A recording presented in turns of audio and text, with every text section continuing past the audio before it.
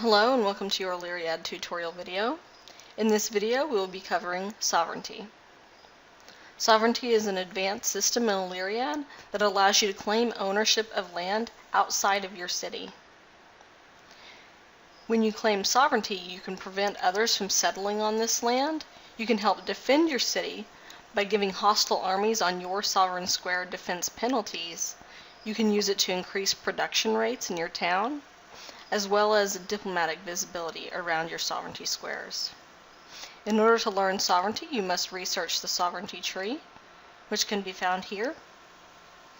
Sovereignty, as I said, is an advanced system and very in-depth. You can see by the number of technologies available to research here. The sovereignty tree is broken down into several different areas. This first area allows you the ability to claim sovereignty at different levels on your sovereignty squares. It goes from 1 to 5. So each square that you hold can have from level 1 to level 5 sovereignty on that square. The number of sovereignty structures that you can build on your sovereign squares are determined by this research line here. You can build up to a total of 20 sovereignty structures on your squares. The number of squares that you can claim is determined by this line of research here. You can claim up to a max total of 150 sovereign squares. The different types of structures that you can build on your sovereignty squares are listed here in the rest of the research tree. These, as I said, can give you all sorts of bonuses to production, increase production rates of advanced resources. They can decrease production rates of your military and diplomatic units. All sorts of different bonuses are available through sovereignty.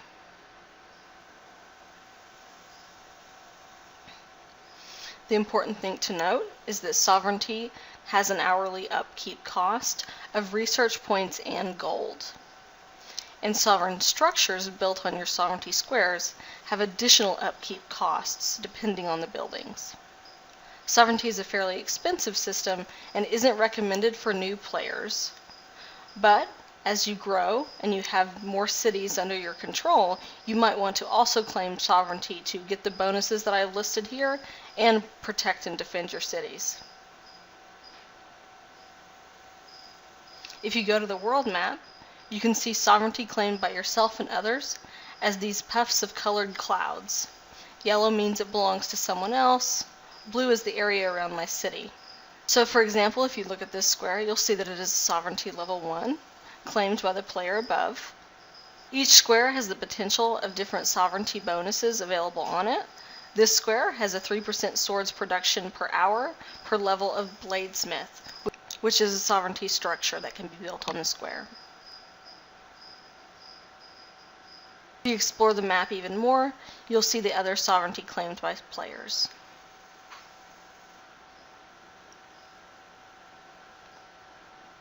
When looking for a place in order to claim sovereignty, it's important to note that your upkeep costs are lower the closer to your city and higher further away. So you'll probably want to claim sovereignty on areas very near your city and not ones that are very far away, because the upkeep cost would be high and it would be inefficient to do so. So if you notice the patterns, most people's sovereignty squares are near their city. But again, this is entirely up to you. There's a lot to consider when choosing your sovereignty squares, but this is just a general rule you might want to keep in mind. For now, I'll take you through the process of claiming your very first sovereignty square. The first thing to do is scout out an area that would be good for sovereignty for your city. And here, as I explore the area around my city, you'll notice all of the resource plots are different and sovereignty bonuses are different. Some squares like this one don't have any special production bonuses, but they have a different resource distribution, which can be used to boost your resource production if you have that type of sovereign structure on that square.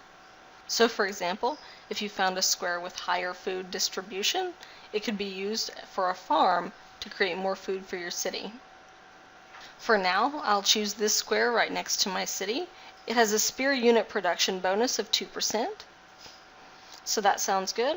So I'll click on the square, choose Send Army. In order to claim a sovereignty square, you have to send an army to occupy that square. So I have an army entitled Occupying Army that I'll use for this purpose. The time that you hold the square for doesn't really matter, but you need to be holding the square whenever you intend to claim sovereignty. For now, I'll hold the square for 1 day. You see your time to destination here, and click Send. Then in your outbound military movements, you'll see you have an army moving to occupy.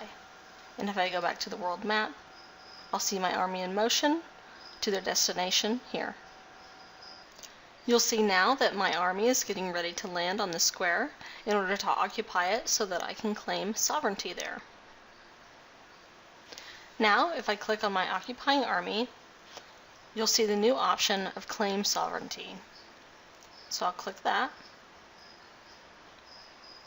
And here I need to confirm that I want to claim sovereignty. The location is listed here. The upkeep costs are listed here. The base research cost is 10 at a level of 1 and a distance of 2 squares, so that means 20 research per hour. The base gold cost is 100 for a level of 1 and a distance of 2 squares, so that'll cost me a total of 200 gold per hour and 20 research points per hour. Claiming sovereignty takes 12 hours in order to complete, so I'll start the process now and hit Confirm Claim. This now takes me to my sovereignty page, where I can see details of my sovereignty claims. You'll see now that the 12 hours has passed and my sovereignty level 1 claim on the area near my city has been completed. My occupying army is still in place, which you can see by the banner with the sword. If I wanted to upgrade this sovereignty claim to level 2, I would just click on the occupying army. If it had gone home, I would need to send a new one, and then click Claim Sovereignty. And from here, I could upgrade my claim from a level 1 claim to a level 2 claim. I won't do that for right now. For now, I'll go back to the sovereignty screen and review my sovereignty claim. Now that the level 1 claim has taken place, I can choose to build a sovereignty structure on this land. I have unlocked these structures by researching them through the research tree, and so you'll see here the cost of building these structures and any hourly upkeep they may cost, as well as time to completion. You'll see here the special bonuses on the land that I've claimed sovereignty. I have a 5% production speed per hour for all production structures and a 7% spear unit production for level of training ground. That seems like a pretty good deal to me, so I'll build a training ground on this land. Go through the list and check training ground and choose Build Structure. The time to build my training ground is here, 2 minutes and 48 seconds at this time. You'll notice this does not show up in the next events queue because it doesn't count against the 2 items that I can queue for building. Sovereignty structures are considered to be something separate. You'll also see here if I wanted to upgrade my sovereignty to level 2, like I mentioned earlier, I could choose Claim Sovereignty also from this screen. It would take 1 day to upgrade to sovereignty level 2. And if I wanted to cancel it and not claim sovereignty on this land anymore, I could choose Cancel Sovereignty. You'll see now that my sovereignty structure of a Training Ground 1 is now completed on this land.